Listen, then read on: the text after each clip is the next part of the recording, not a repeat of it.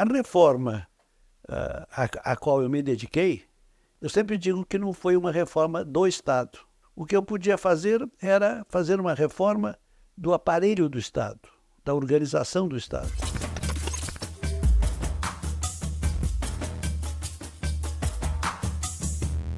Olá, a revista Problemas Brasileiros e o canal Brasil da FEComércio São Paulo prosseguem hoje um debate fundamental sobre o Brasil, sobre o funcionamento do Estado, com o economista Luiz Carlos Bresser Pereira. Diretor do Centro de Estudos do Novo Desenvolvimento da Fundação Getúlio Vargas, Bresser Pereira foi ministro em 3 oportunidades. Primeiro, ocupou a pasta da Fazenda, em 1987, depois encabeçou o Ministério da Administração Pública durante o primeiro mandato do governo Fernando Henrique e, em 99, passou um breve período à frente da Ciência e Tecnologia. Professor, em 95, o senhor estava no Ministério da Administração Pública e o senhor escreveu um artigo muito interessante, aliás, dizendo que tudo que tinha acontecido no Brasil e na América Latina nos últimos 15 anos anteriores, era resultado de diferentes crises do Estado, crises dos Estados nacionais latino-americanos. E o senhor apontava ali que era por isso que se necessitava, em todas essas situações, uma reforma ampla dos aparatos estatais. Nos termos do que o senhor definiu essa crise naquela época, ela permanece até hoje? Permanece.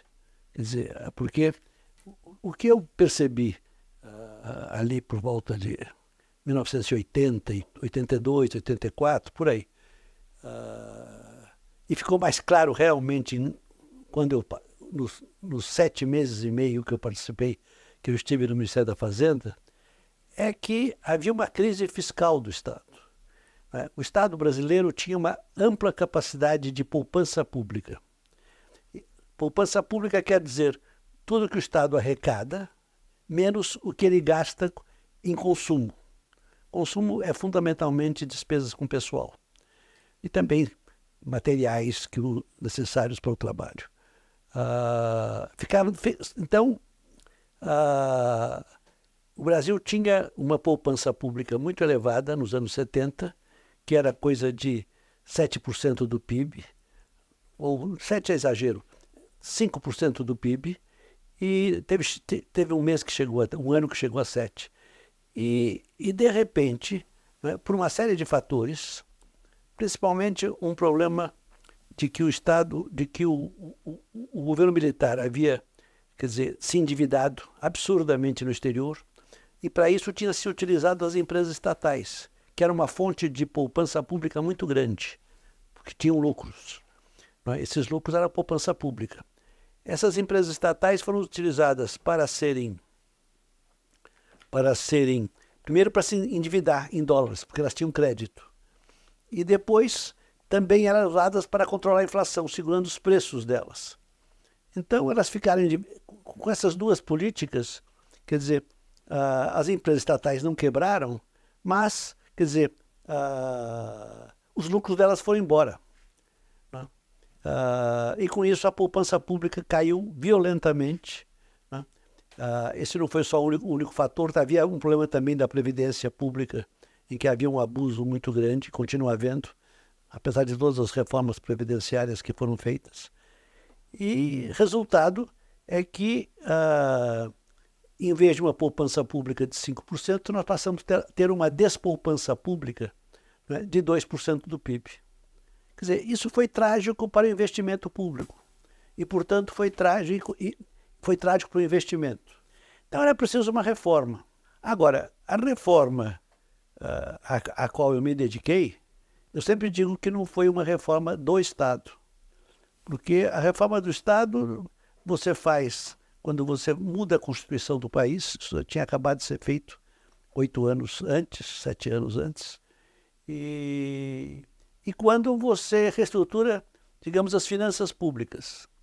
Quer dizer, eu não tinha poder sobre nenhuma das duas coisas. O que eu podia fazer era fazer uma reforma do aparelho do Estado, da organização do Estado. E para isso que então eu foquei as minhas atividades. Nós fizemos um plano diretor da reforma do aparelho do Estado. Nós desenvolvemos toda uma teoria de como seria esta reforma. não é? E demos início a ela.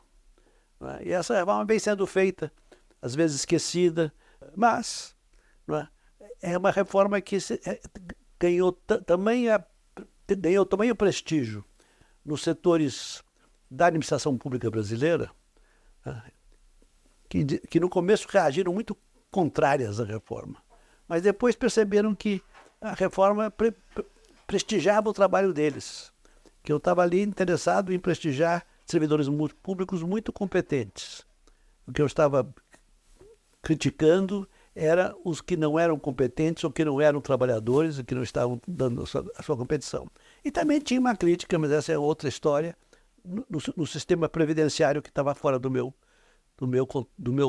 âmbito de poder. É interessante porque nesse artigo, que o senhor também escreveu ali em 95, o senhor aponta como a Constituição de 1978, se por um lado resolveu uma série de demandas do período militar, por outro, acabou tornando o Estado brasileiro ainda mais burocrático. E isso foi se agravando até a hora que o senhor estava ali, no momento que o senhor estava ali como ministro. Qual é o diagnóstico que o senhor faz agora desse Estado e dessa burocracia? Bom, isso aconteceu pelo seguinte, quer dizer, a Constituição era uma Constituição que foi ótima porque ela veio de baixo. Ela não foi uma coisa imposta por um grupo de técnicos. E havia uma reação muito grande contra os militares em todo o processo. E então, os militares, a partir liderados pelo Roberto Campos, em 1968, fizeram uma reforma importante do Estado brasileiro, que chamou-se o Decreto-Lei 200. E nessa reforma eles criaram as fundações públicas e várias outras instituições que tentavam renovar o Estado brasileiro. De forma que, quando os militares foram derrotados na transição democrática de 85, e em seguida na Constituição, não é? Você fazer um discurso, quer dizer, aquela tentativa de modernização e flexibilização que eles haviam feito, foi uma pré-reforma à minha reforma, eles passou a ser errado. E o certo era copiar a França e a ENAP, a Escola Nacional, ENA, não é ENAP, ENA, Escola Nacional da Administração Publique da França. E se pensou voltar num Estado absolutamente centralizado, burocrático, fechado, coisa que o Estado francês nem é tanto assim. Né? E, ao mesmo tempo, os servidores públicos que faziam lobby dentro da Constituição aproveitaram esse clima, não é, para conseguir privilégios. Então, uma coisa impressionante, que nunca ninguém fez um trabalho mais sério, foi que foi criado o chamado Sistema do Regime Único, que foi dos itens da Constituição. E aí então fizeram leis. Eu, quando ministro, tive um secretário de Recursos Humanos chamado Luiz Carlos Capella, que pegou a lei do regime e propôs primeiro uma medida e depois outra medida provisória para acabar com um monte de privilégios que eu não conhecia. Mas o Capella descobriu, tinha ajudado por um outro advogado, ele também era, e com isso, em duas provisórias, nós liquidamos assim, com privilégios um atrás do outro. E foi curiosíssimo que não houve nenhuma reação. Não houve. Porque a coisa era tão escandalosa. Ou seja, houve esse aproveitamento, não é, lobista de servidores públicos para obter privilégios, e isso não acabou, porque o sistema da Previdência não acabou. A tentativa que eu fiz de limitar os tetos salarial, eu fiz uma emenda, fazia parte da reforma, um artigo que eu defini o melhor possível. Fui falar com o Sepúlveda Pertence, que era o presidente do Tribunal Federal, para ver se ele concordava que aquilo não deixava espaço para nenhum penduricalho. Ele concordou. Logo depois, aí foram Quem arrebentou com o sistema, ou rompeu com boa parte do artigo, foi o próprio Supremo Tribunal Federal, que permitiu penduricários. Então você vê, a luta é difícil, viu? Sim. O senhor faz uma divisão conceitual de burocracia que é interessante, né, para essa nossa conversa que passa sobre reforma do aparelho do Estado, né? Isso. Começando ali na administração patrimonialista, o senhor passa por uma gerencial, considerando que no meio nós tivemos a burocracia clássica lá do Max Weber, né? Tem inclusive uma linha de pensamento social, uma das linhas do pensamento social brasileiro que se ampara ainda nessa perspectiva patrimonialista. O ministro Fernando Haddad é um deles, por exemplo. Esses tipos de burocracias coexistem no Brasil, professor? Olha, eu entendo uma coisa diferente. Eu acho que patrimonialismo tem dois sentidos.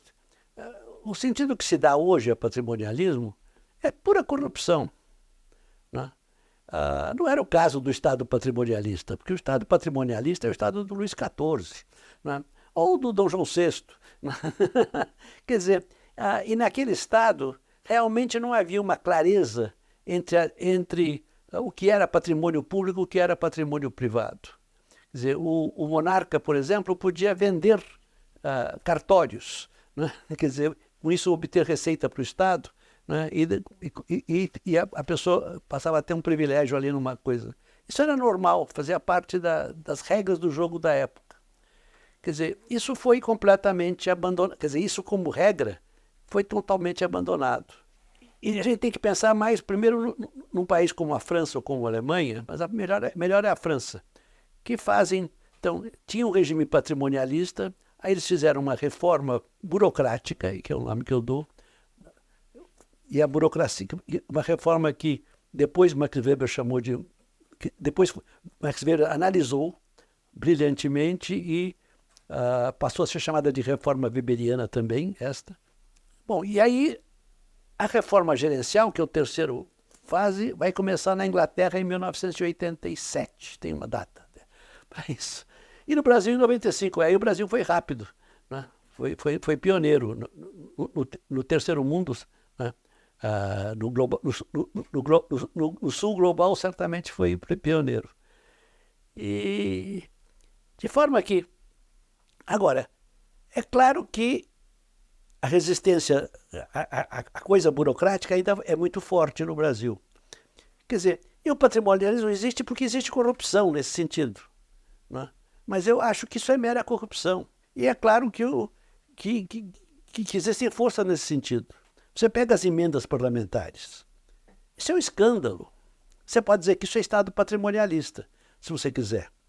Eu não acho que é Estado patrimonialista, eu acho que é corrupção, não é pura, é uma captura do patrimônio público.